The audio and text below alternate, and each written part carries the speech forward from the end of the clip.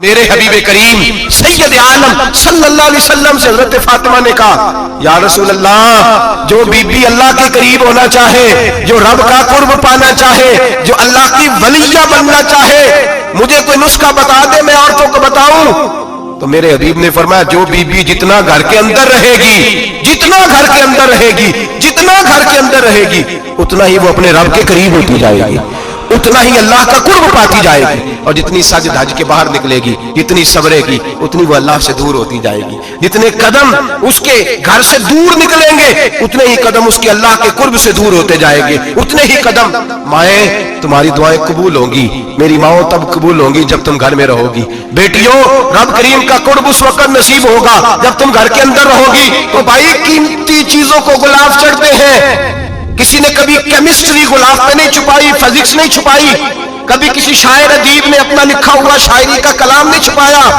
غلاف جب بھی چڑھتا ہے قرآن پاک کو چڑھتا ہے۔ میرے بھائی، کروڑوں اور اربوں اور خربوں کا مکان بنا کے لوگ اس کو غلاف نہیں چڑھاتے۔ غلاف جب بھی چڑھتا ہے بیت اللہ کو چڑھتا ہے۔ جو چیز قیمتی ہوتی ہے وہ غلاف پہ ہوتی ہے۔ میری بہنوں، میری بیٹیوں، اگر تم اپنے آپ کو قیمتی بنانا چاہتی ہو تو غلاف میں چھپ جاؤ، تمہاری قیمت بڑھ جائے گی، تمہارا وقار بڑھ جائے گا، تمہاری عظمت بڑھ جائے گی۔ میرے حبیب نے فرمایا جتنی گھر کے اندر رہو گی، دنیا تو دنیا رہی، اللہ کی نظر میں تمہاری قیمت بڑھ جائے گی۔ میرے نبی رحمت، نور مجسم، شفیع معظم صلی اللہ علیہ وسلم نے فرمایا جو بی بی بن سور کے بازار جائے، میری طرف دیکھیں، آنکھیں کھول کے دیکھیں، یہ حدیث آپ نے سنانی ہے، انشاءاللہ بولیے، سنائیں گے انشاءاللہ تعالیٰ، بول کے انشاءاللہ کہیے، آپ کو ثواب ہوگا، سنائیں گے انشاءاللہ۔ میرے نبی کریم صلی اللہ علیہ وسلم نے فرمایا جو عورت بن سور کے بازار جائے، اب تو خیر بیویاں برقع پہن کے جاتی، برقعے پہ بھی کڑھائی کی گئی، برقعے پہ بھی کام کرایا، برقعے پہ جو کام اور نقش نگاری ہوئی ہے وہ 10,000 کی ہے۔ برقع پردے کے لیے پہننا تھا، دکھانے کے لیے۔ یہ کیسا برقع ہے کہ اس نے برقع بھی پہنا ہوا ہے اور برقع بھی اس نے فیشن والا پہن لیا ہے؟ یہ کس طرح کا؟ اس تو پردے کو پردے کی ضرورت پڑ گئی۔ میرے حبیب پاک علیہ السلام نے فرمایا بلا ضرورت، عورت کو اجازت ہے، بیمار ہو تو ڈاکٹر کے پاس جائے، عورت کو اجازت ہے، ضرورت پڑ جائے، گھر میں سودا سلف نہ آتا ہو تو لینے چلی جائے، عورت کو اجازت ہے، اگر گواہی کی ضرورت پڑ جائے تو پردہ کر کے قاضی عدالت کے پاس گواہی دینے جائے، عورت کو اجازت ہے حج پہ جائے، عورت کو اجازت ہے عمرے پہ جائے، عورت کو اجازت ہے کہ اگر کسی وقت جہاد کے لیے عورتوں کی ضرورت پڑ گئی تو حضرت فاطمہ اور جناب عائشہ کی سنت ادا کرے، جہاد کو جائے۔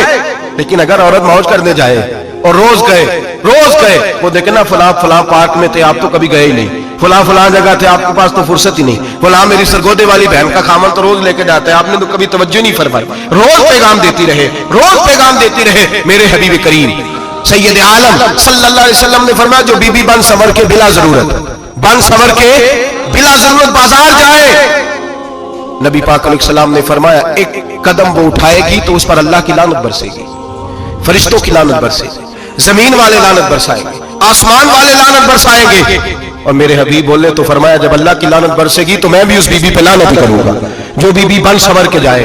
اور آگے سن لیں، میرے حبیب نے فرمایا اگر اس کا خامد راضی ہو اس کے بن سور کے بازار جانے پہ، آپ ناراض ہو جائیں، اللہ کرے اس بات پہ ہو ہی جائیں اور اللہ کرے بدل جائے نظام، جو خامد خود میک اپ کرا کے تیار کرا کے پارٹی میں لے کر کے جائے، جو سامنے والی فرنٹ سیٹ پہ خود بغیر نقاب کے اس کو بٹھائے، جو موٹر سائیکل کی پشت پہ خود تیار کرا کے بٹھائے، اور جو خود کہے تو چلی جانا، جا تو شادی بھی تو دیکھا، فلاں کام بھی تو کرا، میں آزاد ہوں۔ میرے حبیب نے فرمایا جس کی بیوی بن سور کے جائے، جس کی بیوی میک اپ کر کے جائے، چیلم پہ بھی بیوٹی پارلر سے ہو کے جاتی ہے، جس کی بیوی بن سور کے نکلے وہ راضی ہو، وہ خوش ہو۔ بعض ایسے منع کرتے ہیں، ناراض ہوتے ہیں، وہ گناہ صرف عورت کے ذمے ہے، لیکن اگر عورت بن سور کے نکل رہی ہے اور خامد راضی ہے، وہ کہتا ہے ہاں ہم ماڈرن ہیں، ہم جدید دور کے ہیں، ہاں جدت اسی کا نام ہے، ہاں تو لوگوں کو پتہ کیسے چلے گا ہمارے پاس پیسے ہیں، کیسے پتہ چلے گا کہ 3 گاڑیاں ایک ابا جی کے پاس ہے، ایک بیٹی کے پاس ہے، ایک بیوی کے پاس ہے، کیسے پتہ چلے گا کہ ہم بہت تعلقات والے ہیں، ابا جی فلاں شادی پہ،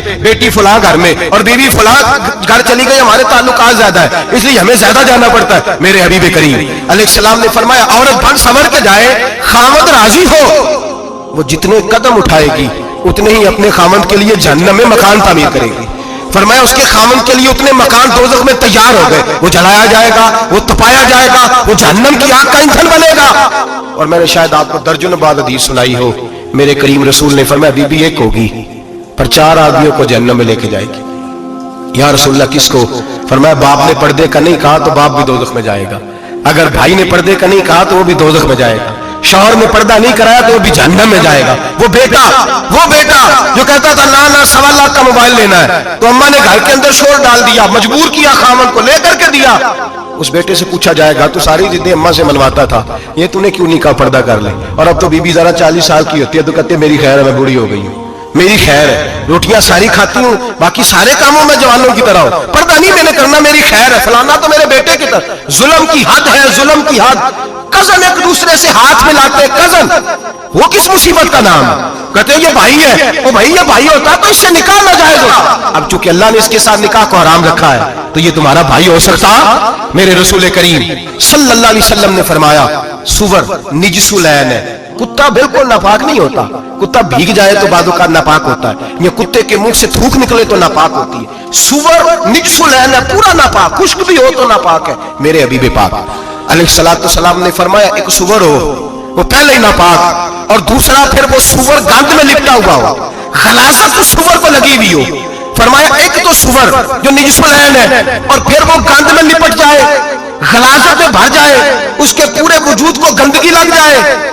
فرمایا وہ سور گندگی اور غلاظت میں لپٹا ہوا تیرے جسم سے لگ جائے تو اتنا برا نہیں جتنا غیر محرم عورت کا وجود تیرے وجود سے لگ جائے تو برا ہے۔ کس قدر تفصیل دی، کہاں سے بات شروع کی اور کہاں میرے نبی نے سکھائی۔ کزن ہاتھ ملا رہی ہے، کزن کے ساتھ بازار جایا جا رہا ہے، کزن کے ساتھ فلاں کام ہو رہا ہے، کزن کو چچا کا بیٹا بھائی ہوتا ہے، اگر یہ سگا بھائی ہوتا تو اس کے ساتھ نکاح ناجائز ہوتا۔ خدا را آ جاؤ، لوٹ آؤ، واپس پلٹو دین کی طرف، لوٹو اس تباہی سے نکلو۔ یہ جو آگ ہے، یہ جو بے سکونی ہے، یہ جو تماشا ہے، یہ لاکھوں کمانے کے باوجود جو بے برکتی ہے، یہ بڑی بڑی فوجوں کے باوجود جو روز میتیں اٹھتی ہیں، یہ جو روز جنازے پڑے جاتے ہیں، یہ جو روز بیٹیاں بیوہ ہوتی ہیں، یہ جو روز ماؤں کے سہاگ لٹتے ہیں، یہ ہماری نافرمانیاں ہیں۔ ہم دین کے معاملے میں ہم لوگوں نے نرمی شروع کر دی ہے، ہم اللہ اور اس کے رسول سے بغاوت کرنے لگے ہیں۔ میرے حبیب کریم سید عالم نور مجسم شفیع معظم صلی اللہ علیہ وسلم نے فرمایا زنا صرف شرمگاہ کا نہیں ہوتا، حضور نے فرمایا آنکھیں بھی زانی ہوتی ہیں، کان بھی زانی ہوتے ہیں، زبان بھی زانی ہوتی ہے۔ بخاری مسلم دونوں میں موجود ہے۔ صحابہ نے عرض کی حضور زبان کیسے زانی ہوتی ہے؟ فرمایا جو نماز کے باوجود گند بولتا ہے، غلیظ گفتگو کرتا ہے، وہ زبان کا زانی ہے۔ اور فرمایا جو روز گند دیکھتا ہے، وہ جتنی مرضی تہجدیں پڑھے، وہ آنکھ کا زانی ہے۔ اور جو گندی باتوں میں لذت محسوس کر کے سنتا ہے، وہ جتنا مرضی روز اٹھ کے مسجد میں جھاڑو دے، وہ کانوں کا زانی ہے۔ میرے نبی نے فرمایا آنکھ کا زنا بھی چھوڑ دو، کان کا زنا بھی، بولیے کان کا زنا بھی، زبان کا زنا بھی۔ مسند امام احمد بن حنبل اٹھائیے، ایک صحابی نے عرض کی حضور نماز میں دل نہیں لگتا، میرا قرآن پاک میں دل نہیں لگتا، درود السلام میں دل نہیں لگتا۔ آمنہ کے معصوم لال نے کیا جواب دیا؟ حضور نے فرمایا جا اپنی نظر جا کے پاک کر لے، اللہ کے نبی کا وعدہ ہے تیرا سجدے میں دل لگنے لگ جائے گا۔ جا اپنی آنکھ کو طہارت دے، وضو کرا، نظروں کو پاک کر، اللہ کے رسول کا وعدہ ہے تیرا قرآن پاک میں دل لگے گا۔ جا کے اپنی نظر کو پاک کر، وعدہ ہے تیری زبان پہ درود و سلام جاری ہو جائے گا، اللہ کا ذکر جاری ہو جائے گا۔ میرے بھائیوں، عورت کا پردہ، عورت کا حجاب دین میں اسی طرح فرض ہے جس طرح نماز فرض، جس طرح روزہ فرض ہے، جس طرح زکوٰۃ فرض ہے، اسی طرح عورت کا پردہ بھی فرض ہے۔ اگر کسی گھر میں عورت پردہ نہیں کرتی، اس گھر کے مکین سارے اللہ کے حضور جواب دے ہیں۔ میرے حبیب کریم علیہ السلام نے جس عورت کو پسند کیا، جس عورت کی تعریف کی، جس عورت کی بابت میرے نبی نے ارشاد فرمایا، وہ بڑے خوبصورت لفظ ہیں، صاحب احکام القرآن نے لکھے ہیں۔ میرے حبیب پاک نے صحابہ کی محفل سجائی، مجمع کھچا کھچ مسجد بھر گئی۔ حضور نے فرمایا بول کے بتاؤ خیر النساء کون سی ہے، عورتوں میں سب سے اچھی بی بی کون سی ہے، بول کر کے بتاؤ۔ حضرت صدیق اکبر سے لے کر مولا علی تک، حضرت علی سے لے کر جناب بلال تک، حضرت سلمان فارسی سے لے کر عبداللہ مزنی تک بھرا پڑا مجمع۔ حضور نے فرمایا بولو سب سے اچھی عورت کون ہوتی ہے؟ ایک صحابی کہنے لگے حضور جس کی نماز قضا نہ ہوئی ہو، فرمایا وہ بھی اچھی ہے پر تم میری مراد کو نہیں پہنچے۔ ایک نے کہا حضور جو خامد کی تابع دار ہو، فرمایا وہ بھی اچھی ہے پر تم میری مراد کو نہیں پہنچے۔ ایک صحابی نے کہا یا رسول اللہ جو پاک دامن ہو، حضور نے فرمایا تم میری مراد کو۔ حضرت علی فرماتے ہیں جب سب کے جواب غلط ہو گئے تو میں قد میرا چھوٹا تھا، میں پیچھے بیٹھا تھا، میں گردن جھکا کے پیچھے سے نکل گیا۔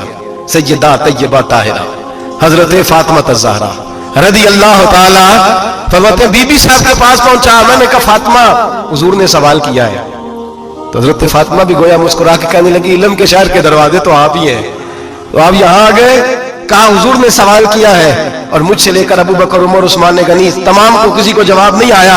हुजूर ने पूछा बेहतरीन औरत कौन होती है? बेहतरीन खैरुन निसा, बेहतरीन बीबी कौन होती है?